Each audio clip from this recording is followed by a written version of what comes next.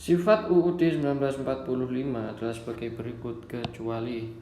Jadi untuk sifat-sifat Undang-Undang Dasar 1945 itu yang pertama adalah tertulis. Ya kan, tertulis.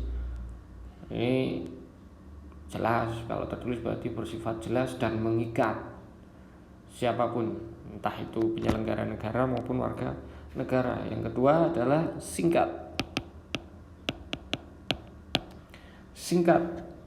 hanya memuat aturan pokok saja. Nanti aturan-aturan yang lebih detail atau yang lebih terperinci itu diatur pada aturan-aturan yang ada di bawahnya. Yang ketiga adalah supel. Supel ini apa? Dikembangkan. Jadi supel ini bisa dikembangkan sesuai dengan perkembangan zaman. Makanya UUD 1945 batang tubuhnya, kalau kita ngomong UUD 1945 ya, bukan pembukaannya, ini ya sampai detik ini sudah mengalami 4 kali amandemen atau perubahan. Yang kedua, peraturan hukum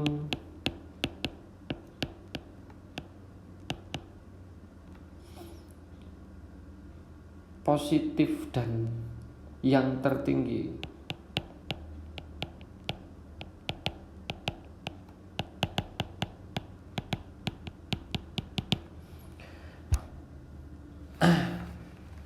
Ya karena UUD 1945 ini sebagai konstitusi negara kita adalah UUD 1945. Di dalam hierarki peraturan perundang-undangan Undang-Undang Nomor 12 Tahun 2012 juga disebutkan UUD 1945 itu berada di puncak tertinggi dalam hierarki peraturan perundang-undangan yang ada di Indonesia. Oleh karena itu, aturan-aturan yang ada di bawahnya itu harus tidak bertentangan. Kalau bertentangan ya yang dirubah bukan UUD-nya tapi adalah aturan di bawahnya.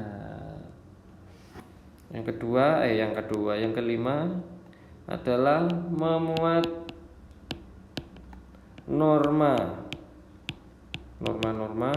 aturan-aturan serta ketentuan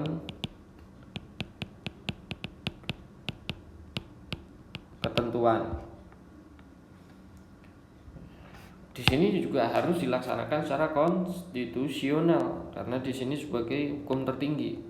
Next yaitu universal. Maksudnya di sini UUD 1945 ini berlaku untuk semuanya, tidak terkecuali entah itu dia duduk di kursi pemerintahan, rakyat jelata atau warga negara, agamanya apa, kulitnya apa, sukunya apa, yaitu nggak berpengaruh. Ini harus dilaksanakan oleh semuanya. Yang selanjutnya adalah rigid. Jadi rigid ini yang dimaksud adalah UUD 1945 ini harus ada mekanisme dalam mengubahnya. Jadi tidak boleh dirubah oleh orang-orang biasa. Jadi mulai dari siapa yang boleh merubah itu ada aturan tersendiri, gimana cara merubahnya itu ada aturan sendiri, dan lain sebagainya. Terus yang selanjutnya adalah fleksibel. Maksudnya di sini UUD meskipun tidak mengatur secara detail, namun di sini masih bisa menoleransi sesuatu kejadian yang sedikit menyimpang tapi masih wajar dan tidak membahayakan. Di sini masih ada titik toleransinya. Yang kesembilan adalah bersifat terbuka. Maksudnya di sini Undang-Undang Dasar 1945 itu terbuka bagi budaya apapun. Jadi mau budaya luar masuk ke Indonesia itu sangat welcome, diterima. Cuman lagi-lagi itu cuman harus sesuai dengan aturan-aturan yang telah ditetapkan, tentunya tidak bertentangan dengan nilai-nilai Pancasila. Makanya UUD sendiri itu juga merupakan sebagai filter kita untuk menyaring budaya-budaya atau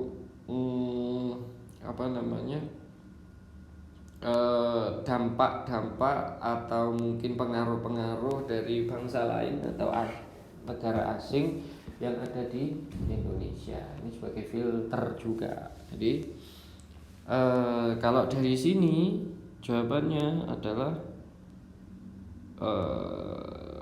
kontrol dapat menyesuaikan dengan perkembangan zaman. Norma jawabannya adalah A, karena di sini yang disebutkan adalah kecuali, berarti yang bukan merupakan sifat undang-undang dasar.